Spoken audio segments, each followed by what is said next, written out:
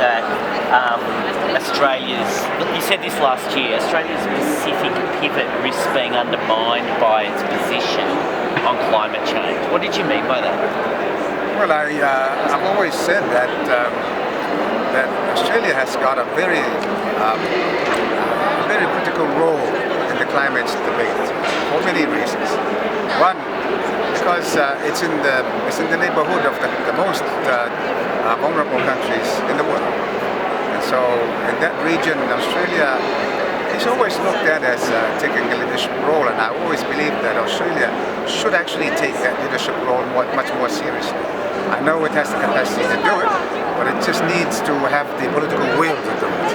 And it is important because Australia is a country that needs to live up to delivering much better on climate change than it currently is doing. And what do you think the next steps would be for them to do that? What would you like to see them do next? Well, I think to show the world that there are other ways of doing what we're doing today. I know that in Australia there's a great deal of technology development on renewable energy, and Australia has got one of the biggest resources of renewable energy, and it needs to be able to do that. I know there is a preoccupation by Australia on coal. You know, this extreme infatuation with coal. I think I've been on record as calling for a global moratorium on the opening of new coal mines, yet we are seeing Australia go in that very direction. The question is, does it need to go there? And I think I've seen a lot of literature coming forward that it doesn't need to do that. That it can actually, without losing jobs, but actually creating new innovation, creating new jobs, where now there is that debate in certain parts of Australia that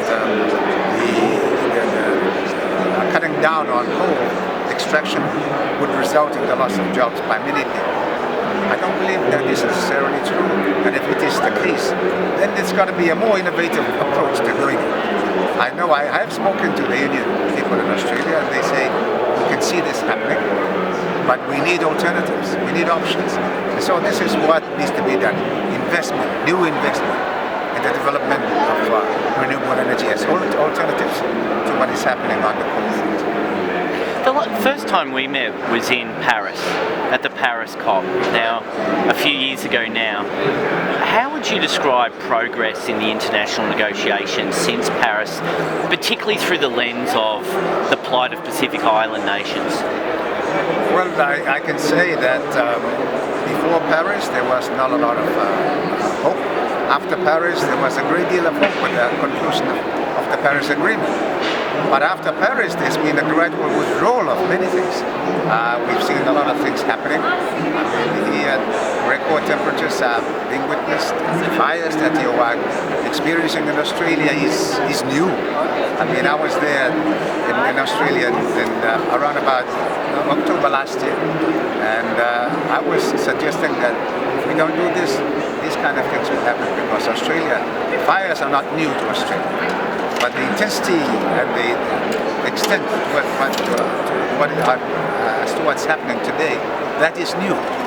And so, according to the science, it's not going to get any better unless we undertake radical changes to what we do, especially in the emission of greenhouse gases.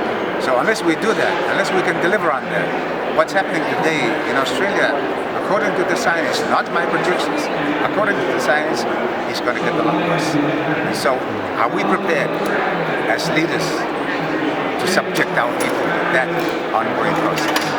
And in that time, what have you seen in terms of the real impacts of climate change in your home country and other Pacific islands? What have you observed in the last 3 years?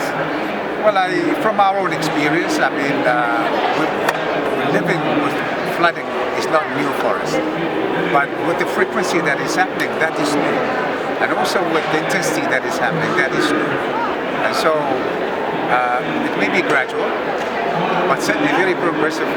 And according again, based on the science, the melting of the Arctic region and the Antarctic ice sheets, That is sounding dangerous. Now we are hearing projections like a 20-meter rise in sea level rise. Now, we have no mountains to climb, so we will have nowhere to go.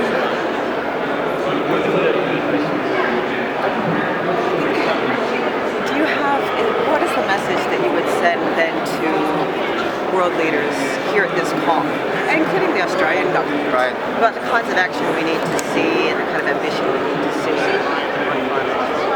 You know, what I'd like to communicate to the current process ongoing within at this minute is that, sure, it's a negotiation.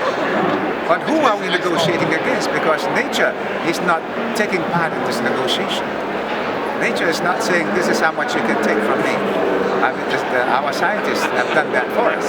And so they're speaking on behalf of nature. But the negotiations, we continue to negotiate. Now, it's about who gets to get more emissions, who gets to cut. And here we're trying, I understand that there are countries who are trying to say, no, I've got some leftover credits from last year, I want to bring it forward. Now, what we need to do is to be sincere about what it is that's happening here and trying to address it. Not to do the least possible that we can do. But if anything, do the most we can in order to avert this impending catastrophe. We need to be very serious. We need to change the narrative. We need to make those who deny it, those who know it's happening but for some reason will not acknowledge it, we need them to listen, not only to listen, but to actually act on it. Because it's not only us that will be at stake. I think this is proven. What is happening in Australia has proven that we are not the only ones on the front line, that we're all on the front line. If not today, then next year, and the years after. And do you have a more specific message for Australia at this COP? Australia is one of the countries that wants to use its carryover credits from Kyoto to count towards delivering its Paris target. Yes, what's your message for Australia? Well, it's not a numbers game. It's a game of survival. Unless I truly understand that, it's a game of survival. It may be for us today, but it will be for Australians in the future. Those who have lost their homes, the fires, what can you say to them? They've already fallen off the front line. So who's going to be next? So we're all... Thank you for anything else. Yeah, no, that was great. So good. Thank you. Are you